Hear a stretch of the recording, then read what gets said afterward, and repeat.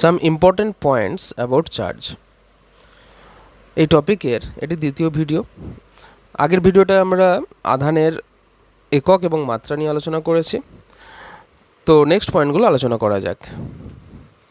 তো আধানের দ্বিতীয় পয়েন্ট হলো আধান একটি স্কেলার রাশি, অর্থাৎ আধান শুধুমাত্র পজিটিভ এবং নেগেটিভ টাইপেরই হয় এবং এর যোগ বিয়োগ করতে কোনো রকম উপাংশের প্রয়োজন হয় না।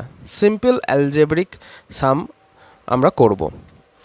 এই নেচারকে অ্যাডিটিভিটি অফ চার্জ বলা হয়, অর্থাৎ আধানের সংযোজনশীলতা।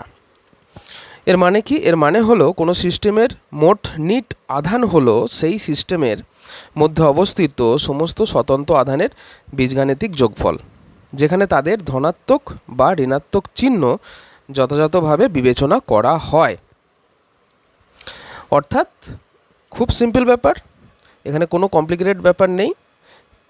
কিউ যদি মোট আধান হয়, সেখানে আমরা মোট আধান বার করব ইন্ডিভিজুয়াল আধানগুলোকে যোগ করে। যদি কোনো নেগেটিভ আধান হয় তাহলে মাইনাস করব। এটি হলো আধানের অ্যাডিটিভিটি। নেক্সট পয়েন্ট হলো চার্জ ইজ ট্রান্সফারেবল, অর্থাৎ আধান স্থানান্তরযোগ্য, অর্থাৎ আধানকে স্থানান্তর করা যায়। যদি একটি আহিত বস্তুকে একটি অনাহিত বস্তুর সংস্পর্শে রাখা হয়, তবে ইলেকট্রন স্থানান্তরের কারণে অনাহিত বস্তুটিও আহিত হয়। আহিত বস্তুটি ধনাত্মক হলে অনাহিত বস্তুটি থেকে কিছু ইলেকট্রন গ্রহণ করবে এবং ঋণাত্মক হলে তা তার কিছু অতিরিক্ত ইলেকট্রন অনাহিত বস্তুতে স্থানান্তরিত করবে, যেটা আমরা আগের ভিডিওতেও আলোচনা করেছি। নেক্সট পয়েন্টটা খুবই ইম্পর্ট্যান্ট, খুবই গুরুত্বপূর্ণ। সেটি হলো charge is always associated with mass, অর্থাৎ আধান সর্বদা ভরের সঙ্গে যুক্ত থাকে। মানেটা কি? মানে হলো আধান এমন কণাতে থাকবে যার ভর আছে, ভর নেই এমন কোনো কণাতে আধান থাকতেই পারে না। আবার উল্টোটা কিন্তু হবে না, মানে আধান নেই তাতে ভর আছে, এটা পসিবল। আবার আধানও নেই ভরও নেই, এটাও পসিবল। যেমন এক্সাম্পল দিই, ফোটন বা নিউট্রিনো। ফোটন কণা মানে জানো আলোর কণা, আর নিউট্রিনো হচ্ছে একটা মহাজাগতিক রশ্মি। স্পেস থেকে সমস্ত দিকে আমাদের পৃথিবীর দিকেও নিউট্রিনো আসে। এই দুটো কণারই ভর নেই। যেহেতু ভর নেই, তাই আধানও থাকতে পারবে না। তার মানে আধান যে পার্টিকেলের জন্য রেসপন্সিবল, তার ভর থাকবেই। বোঝা গেল? এছাড়াও এটা কেন গুরুত্বপূর্ণ? এখান থেকে যে সমস্ত রশ্মি রেডিয়েশন বেরিয়ে আসে, যেমন ধরো বিটা রশ্মি, ক্যানাল রশ্মি বা অন্যান্য মহাজাগতিক রশ্মি, সেই রশ্মিগুলো যখন পৃথিবীতে আসছে, এক্সপেরিমেন্ট করার সময় সেগুলোতে আধান আছে কি না আমরা সহজেই বুঝতে পারি। সাপোজ যদি কোনো তড়িৎ ক্ষেত্রের মধ্যে দিয়ে পাঠানো হয়, তাহলে সে যদি বেন্ড করে, যদি পজিটিভের দিকে বেন্ড করে তাহলে বুঝে যাব নেগেটিভ, আর যদি নেগেটিভের দিকে যদি বেন্ড করে তাহলে বুঝে যাব সে পজিটিভ। বা চৌম্বক ক্ষেত্রে যদি বেন্ড করে, নর্থ পোল সাউথ পোল যদি বেন্ড করে, তাহলে আমরা কনফার্ম হয়ে যাব যে এই রশ্মিগুলো যেগুলো আসছে সেগুলো আধান আছে, আর আধান আছে মানেই ভর আছে। আবার কিছু কিছু রশ্মি যেগুলো সোজা বেরিয়ে যাবে কোনো রকম ডিফ্লেকশন ছাড়াই, যেমন উদাহরণ দিতে পারি গামা রশ্মি, এক্স রশ্মি, এই ধরনের। আবার যদি কোনো পরমাণু হয়, নিস্তরিত পরমাণু হয়, সেটাও এরকম বেরিয়ে চলে আসবে। তাই এগুলো সম্পর্কে কিন্তু আমরা আইডিয়া করতে পারবো না। আমরা তো শিওর যে এই রশ্মিগুলোর আধান নেই, বাট এগুলোর ভর আছে কি না সেগুলো সম্পর্কে আমরা শিওর হতে পারবো না। আরেকটা ব্যাপার হলো যে কোনো বস্তুতে যেহেতু আধানের ভর আছে, তাই কোনো বস্তুকে আধান্বিত করা মানে তার ভরের পরিবর্তন হতে পারে, মানে তার ভরের পরিবর্তন হবেই। ইলেকট্রোস্ট্যাটের প্রথম ভিডিওতে আমরা আলোচনা করেছি যে কোনো বস্তু পজিটিভ বা নেগেটিভ কিভাবে হয়। সাপোজ একটা বস্তুকে যদি পজিটিভ করতে হয়, তাহলে আমাকে সেখান থেকে ইলেকট্রনগুলোকে বের করে নিয়ে চলে আসতে হবে, তাহলেই সে পজিটিভ হয়ে যাবে। আর ইলেকট্রন বের করে আনা মানে সেই বস্তুটার থেকে কিছু কণা বেরিয়ে আসছে, আর ইলেকট্রনের ভর আছে, তাই সেই বস্তুটার ভরও কমে যাবে, মাস কমে যাবে। আর যদি কোনো বস্তুকে নেগেটিভ করতে হয়, তাহলে তার মধ্যে ইলেকট্রন ঢোকাতে হবে। তো সুতরাং তার মধ্যে যদি ইলেকট্রন প্রবেশ করে, তাহলে সে বস্তুটা নেগেটিভ হয়ে যাবে, এবং অবভিয়াসলি সেখানে ইলেকট্রনের সংখ্যা বেড়ে যাওয়ায় তার ভরও বেড়ে যাচ্ছে। যদি একই বস্তু সাপোজ মাস এম, তাহলে এর ক্ষেত্রে পজিটিভ হয়ে গেলে আমরা বলতে পারি এর মাস এম মাইনাস ডেল এম হয়ে গেছে, অর্থাৎ কমে গেছে। আর যদি নেগেটিভ করি, তাহলে এর ভর বৃদ্ধি হবে। কি পরিমাণে বৃদ্ধি হবে?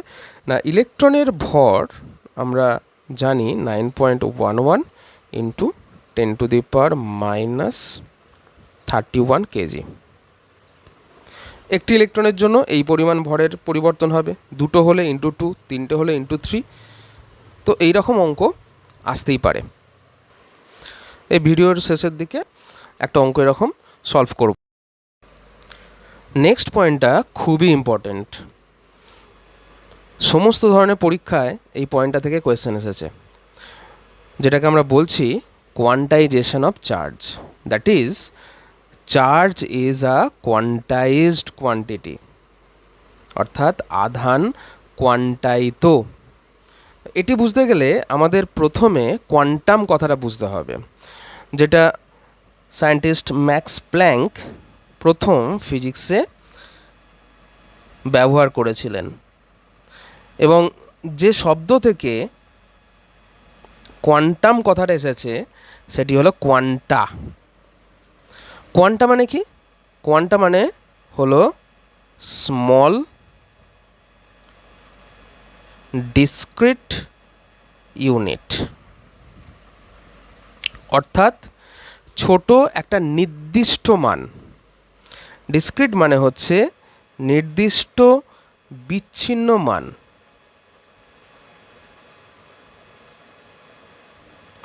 ব্যাপারটা খুবই সহজ, এক্ষুনি বুঝে যাবে।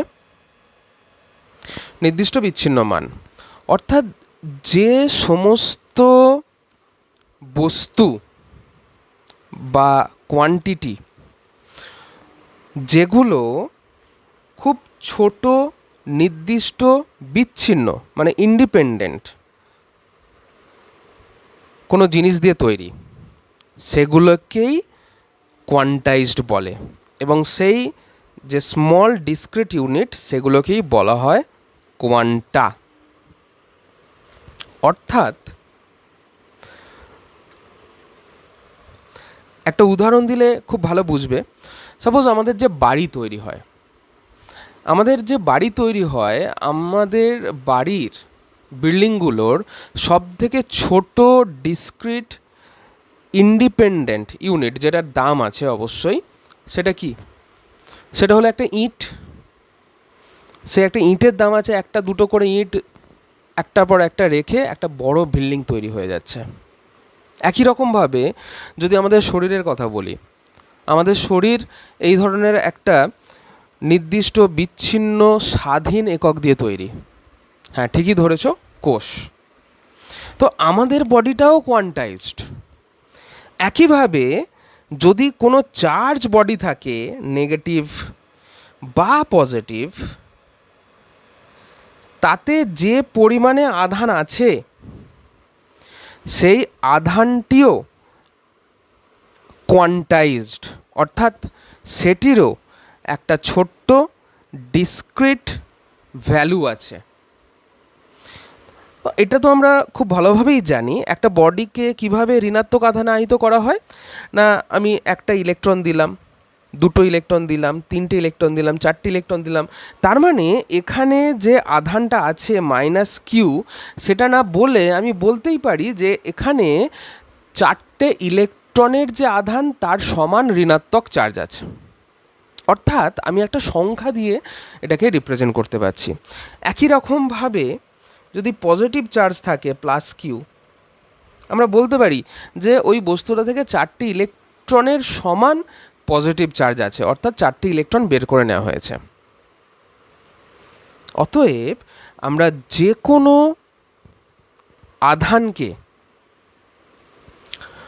ইলেকট্রনের আধানের পূর্ণ সংখ্যার গুণিতক অর্থাৎ ইন্টিগ্রাল মাল্টিপল হিসাবে লিখতে পারি। That is Q is equals to N E. এটা প্লাস মাইনাসও দিতে পারো, প্লাস হলে প্লাস, মাইনাস হলে মাইনাস। যেখানে এন হলো একটা পূর্ণ সংখ্যা বা ইন্টিজার, আর ই হলো চার্জ অফ অ্যান ইলেকট্রন, একটা ইলেকট্রনের আধান। আর আমরা সবাই জানি একটা ইলেকট্রনের আধান কত, Q E is equals to 1.602, এই 0টা না দিলেও চলে, ইন্টু 10⁻⁻19 কুলম। এটা হলো একটা ইলেকট্রনের চার্জ। এবং যে বস্তুতে যতটা পরিমাণই আধান থাকুক না কেন, সেটি সর্বদা এই ইলেকট্রনের যে আধানের পরিমাণ তার পূর্ণ সংখ্যার গুণিতক অর্থাৎ সরল গুণিতক হবেই। এটি হলো আধানের কোয়ান্টাইজেশন। এখানে যে ফর্মুলাটা আমাদের কাজে লাগবে সেটা হচ্ছে এটা, Q equals to N E. তো চলো একটা অঙ্ক করা যাক।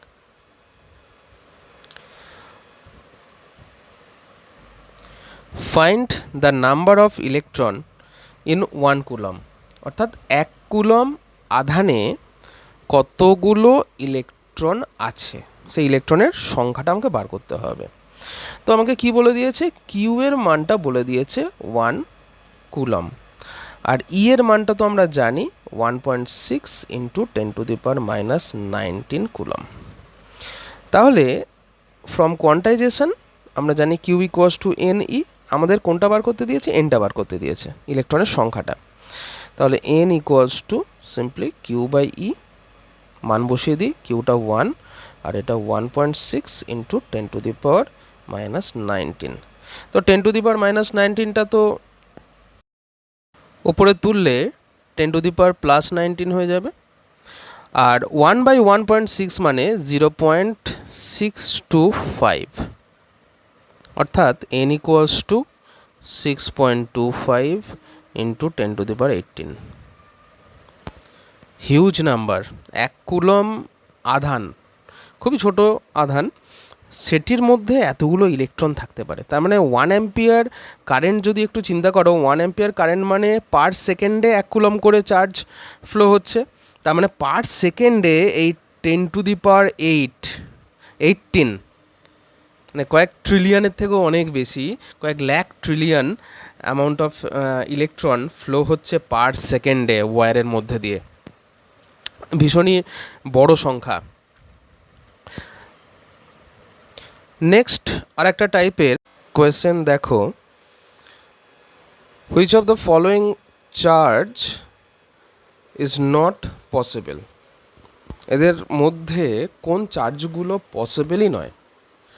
তো প্রথমটা দেখো 1.6 ইন্টু 10⁻⁻20 কুলম। তা এটা কিভাবে আমরা সলভ করব এই কোয়েশ্চেনগুলো? তো কোয়ান্টাইজেশন থেকে আমরা যেহেতু জানি যে সবসময় যে কোনো আধানের পরিমাণ, যে কোনো চার্জের পরিমাণ ইলেকট্রনের চার্জের ইন্টিগ্রাল মাল্টিপল হবে, তাই এই চার্জটাও হবে, মানে Q equals to N E apply করতে পারবো। সেটা যদি অ্যাপ্লাই করি, N equals to Q by E, তো এনটা সবসময় ইন্টিজার হবে, যে কোনো চার্জের ক্ষেত্রে। তো দেখে নেওয়া যাক এটার জন্য এনটা ইন্টিজার হয় কি না, নাকি ফ্র্যাকশান এসে যায়। যদি ফ্র্যাকশান এসে যায় তাহলে সেই চার্জটা পসিবল হবে না। তাহলে কিউটা 1.6 ইন্টু 10⁻⁻20 লিখলাম, আর ই মানে 1.6 ইন্টু 10⁻⁻19। তাহলে পড়ে থাকছে 10⁻⁻1 মানে 1/10, মানে ফ্র্যাকশান এসে যাচ্ছে, এনটা ইন্টিজার হচ্ছে না। সুতরাং that charge is not possible. একইভাবে বিয়েরটা তোমরা সলভ করবে, এটা তোমাদের হোমওয়ার্কের জন্য দিলাম। সিয়েরটা দেখো, সিয়েরটা বলেছে 2/5 অফ ই। একই ব্যাপার, যেহেতু চার্জ ই এর ফ্র্যাকশান মানে ইলেকট্রনের চার্জের ফ্র্যাকশান হতে পারে না, এটাও সম্ভব নয়। আর ডিএরটাও তোমাদের হোমওয়ার্কের জন্য থাকলো, এটাও কিউ ইকুয়ালস টু এনি ফর্মুলাটা অ্যাপ্লাই করে চেষ্টা করো, না হলে কমেন্টে জানিও। নেক্সট আরেকটি কোয়েশ্চেন দেখো, একটি এবোনাইট দণ্ডকে পশম, যেটাকে ফার বলি, দিয়ে ঘষলে দণ্ডটিতে -3.2 ইন্টু 10⁻⁸, এখানে একটা কুলম হবে, কুলম আধান উৎপন্ন হয়। কী কী বার করতে হবে? স্থানান্তরিত ইলেকট্রনের সংখ্যা গণনা করো, ঘষার পর এবোনাইট দণ্ডটির ভর বৃদ্ধির পরিমাণ কত। তো প্রথম প্রশ্নটা কোয়ান্টাইজেশন থেকেই হয়ে যাবে। Again Q equals to N E. তো যেহেতু সংখ্যা দিয়েছে, সংখ্যা বার করতে হবে, তাই আর মাইনাসটা না বসালেও চলবে, শুধু মানটা বসাচ্ছি 3.2 ইন্টু 10⁻⁻8, আর নিচে 1.6 ইন্টু 10⁻⁻19। তাহলে 3.2 আর 1.6 কাটলে 2 হয়, ইন্টু 10⁻⁻19টা ওপরে উঠলে +19 হয়ে যাবে, আর -8 আছে তাই এটা +11 হয়ে যাবে। তো এতগুলো ইলেকট্রন। এবার সেকেন্ড যেটা, সেটাও আমরা আলোচনা করেছি যে চার্জ মানেই তার ভর আছে। সুতরাং এতগুলো ইলেকট্রন যদি যায়, দেখো এবোনাইট দণ্ডটি মাইনাস হয়ে গেছে, তার মানে ইলেকট্রন ওখানে ট্রান্সফার হয়েছে, তাই এবোনাইট দণ্ডটির একটু হলেও ভর বৃদ্ধি হয়েছে। তো দেখা যাক ভর বৃদ্ধি কত হয়েছে। ভর বৃদ্ধি সমান ইলেকট্রনের, যতগুলো আমরা ইলেকট্রন পেয়েছি এন, ইন্টু ইলেকট্রনের যে ভর সেটি, ইকুয়ালস টু এন এর ভ্যালু হচ্ছে 2 ইন্টু 10⁻11, আর ইলেকট্রনের ভর 9.11, এগুলো কোয়েশ্চেনে দেওয়া থাকে, ইন্টু 10⁻⁻31 কেজি। এনের কোনো একক নেই, তো পুরোটাই কেজি হবে। তো এটা মাল্টিপ্লাই করলে 9.11কে 2 দিয়ে মাল্টিপ্লাই করলে 18.22, ইন্টু 10⁻ সলভ করলে দেখো 10⁻31 থেকে 11 +11 মাইনাস হবে, সুতরাং এটা হয়ে যাবে -20 কেজি। তা খুব কম হলেও এবোনাইটের মাস এই পরিমাণ বৃদ্ধি পেয়েছে। আর উল্টোটাও একইভাবে বলা যায় যে পশম বা ফার, সেখান থেকে ইলেকট্রনগুলো বেরিয়ে গেছে, তাই তার যে মাস বা ভর, একই পরিমাণ ভর বৃদ্ধি পেয়েছে। এবার দেখে নেওয়া যাক, এই যে 3টে পয়েন্ট আজকে আলোচনা করলাম, এই ভিডিওটায় আলোচনা করলাম, সেখান থেকে কি কি কোয়েশ্চেন আসতে পারে। প্রথমেই তোমার ফার্স্ট আর সেকেন্ড যে পয়েন্ট দুটো আলোচনা করেছিলাম, সেটা হচ্ছে চার্জ স্কেলার, অ্যাডিটিভিটি, ট্রান্সফারেবল, আর হচ্ছে চার্জের মাস আছে, মানে প্রথম 3টে পয়েন্ট থেকে এই প্রশ্নগুলো একটু দেখে নাও, বাড়িতে প্র্যাকটিস করে নাও, অসুবিধা হলে কমেন্টে জানাবে। West Bengal board, Bihar board, NEET, JEE mains, সমস্ত জায়গার প্রিভিয়াস ইয়ারের প্রশ্ন আছে। তবে একটা কথা বলে দিই, ইয়ারটা একটু এদিক ওদিক হতে পারে, কারণ এগুলো বের করাটা অনেক সময় সাধ্য, ইয়ারটা হয়তো একটু এদিক ওদিক হতে পারে। একটু পজ করে করে কোয়েশ্চেনগুলো করে নেবে। এই অ্যাসারশন রিজন টাইপের প্রশ্ন খুবই আসছে আজকাল। আর ওয়েস্ট বেঙ্গল বোর্ডেও যেটা থার্ড সেমিস্টার এমসিকিউ, সেখানেও অ্যাসারশন রিজনের প্রশ্ন থাকবে।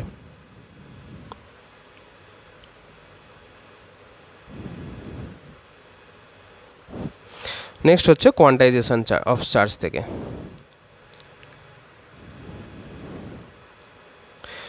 আচ্ছা, এখানে এই একটুখানি মিস্টেক হয়েছে টাইপিংয়ে। এইগুলো হচ্ছে প্রশ্ন, এগুলো নিয়ে কিছু ভাবার দরকার নেই। এগুলো অ্যাকচুয়ালি বলা হয়েছে প্রশ্ন 4। প্রশ্নগুলো একটু এইরকম হয়ে গেছে, ঠিক আছে।